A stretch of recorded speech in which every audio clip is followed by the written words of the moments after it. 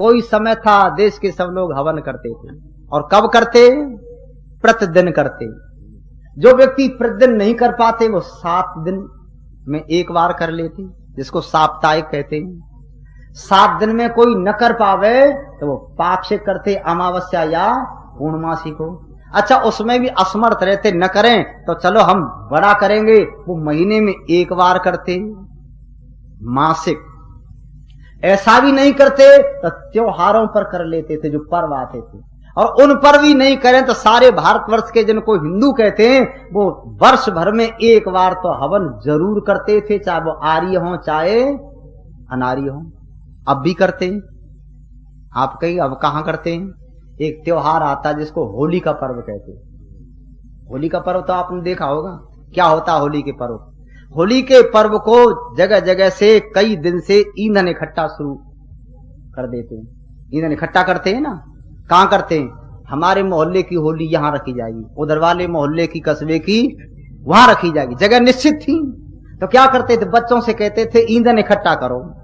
अब इकट्ठी तो करनी चाहिए समिधा, गूलर की, पीपल की, आम की, समी वृक्ष की, पलाश की, ये समिधा इकट्ठी करनी चाहिए कि बड़ा हवन करेंगे सब लोग, वार्षिक करेंगे।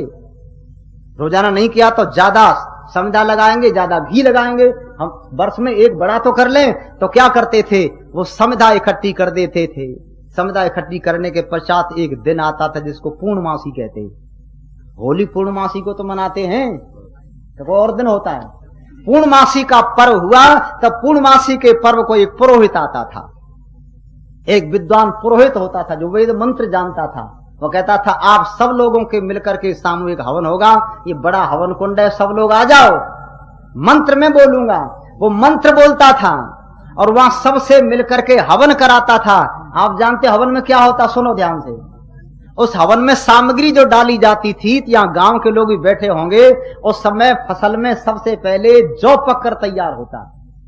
जौ होते हैं ना, तो उसको तोड़ करके उसकी बाल सामग्री में मिलाते थे।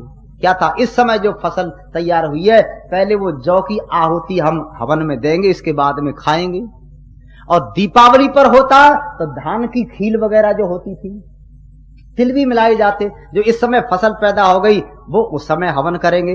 तो जौ की बाल लेकर के सामग्री मिलाकर वेद मंत्र पुरोहित बोलता था। सब लोग मिलकर के बड़े हवन कुंड में जैसे यहाँ बनाया है ऐसे आहुति देते थे। वो तो सामूहिक हवन, होली सामूहिक हवन था। अब क्या हो गया सुनो, मैं यहाँ की तो नहीं कहता। लड़के तुम्हारे बच्चे ईंधन इकट्ठा करते रहते हैं। अब नीम, पीपल, गूलर इत्यादि कोई निश्चित नहीं, अब तो जी चाहे जो कुछ कूड़ा करकट मिल जाए इकट्ठा कर दिया। और कई दिन से इकट्ठा किया, 15-20 दिन हो जाते। इकट्ठा जब हो गया तो ध्यान से सुनो, उसके अंदर कीड़े मकोड़े सब इकट्ठे, उसके नीचे इकट्ठे हो गए।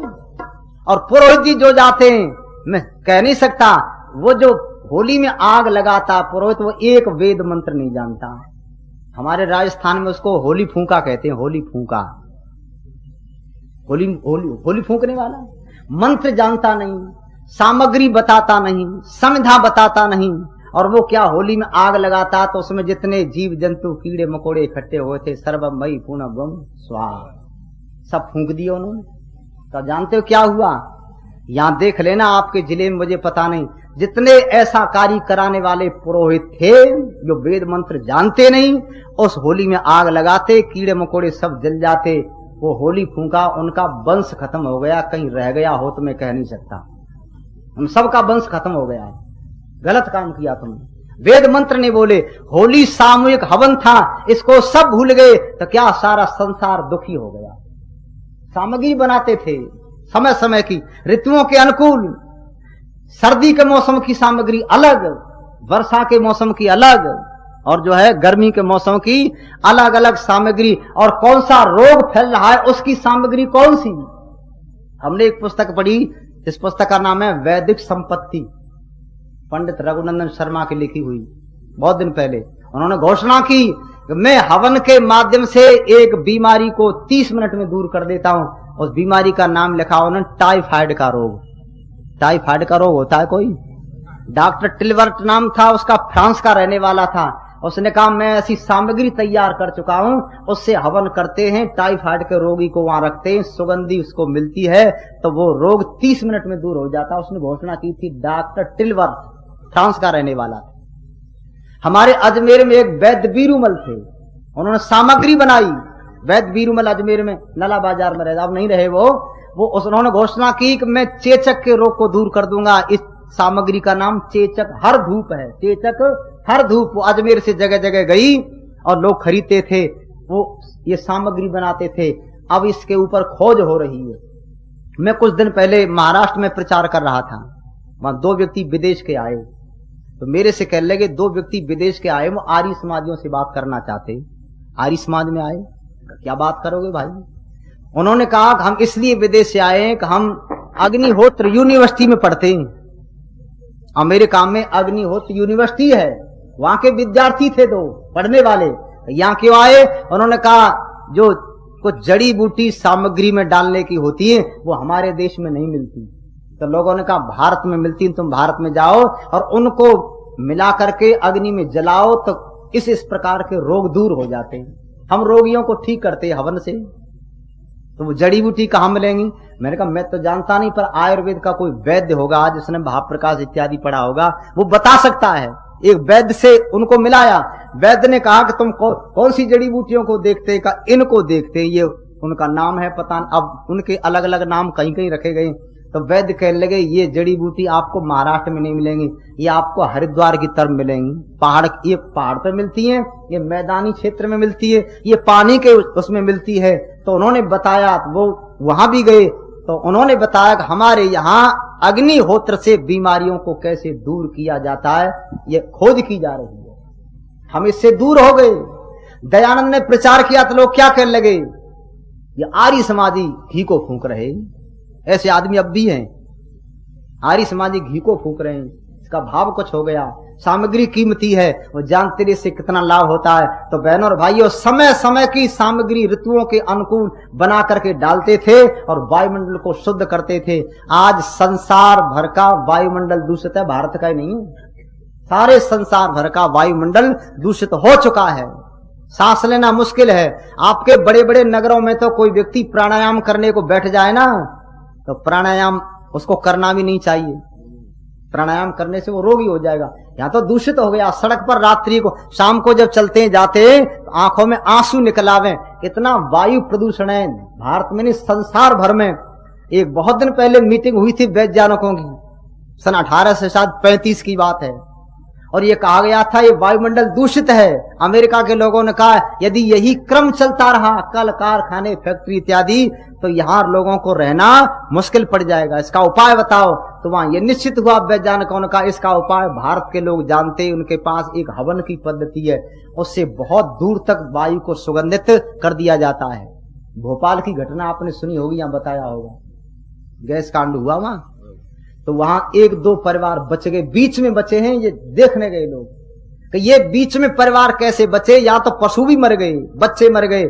वो क्या थे? वो वैदिक धर्मी थे, हवन करना जानते थे। जब गैस निकली लोग परेशान हुए तो उन्होंने कहा गैस निकली है, अब बचेंगे नहीं तो क्या कर, हवन करो। तो उन्होंने अपने घर में बच्चों को बिठा करके हवन, एक कुशवाहा परिवार था भोपाल में, उन्होंने हवन शुरू कर दिया। अब इतनी सामग्री उनके पास थी नहीं, पर वो जानते थे सामग्री में गेहूं डाले जाते हैं, जौ डाले जाते हैं, घर में जो अन्न है वो इसमें डालते रहो, अग्नि जलाते रहो, आहुति देते रहो। वो देते रहे, बच्चों को पास बिठाया, आप जाकर के पता कर लेना। ये कुशवाहा परिवार, मुझे उसका नाम याद नहीं रहा है, 1-2 परिवार बीच में बचे। तो ये लोगों ने कहा ये परिवार बीच में कैसे बच गए? तो पता लगा उन्होंने हवन शुरू कर दिया, और जिस जगह पर हवन हुआ वहां दुर्गंधित वायु जो गैस निकली थी उसका कोई प्रभाव नहीं हुआ।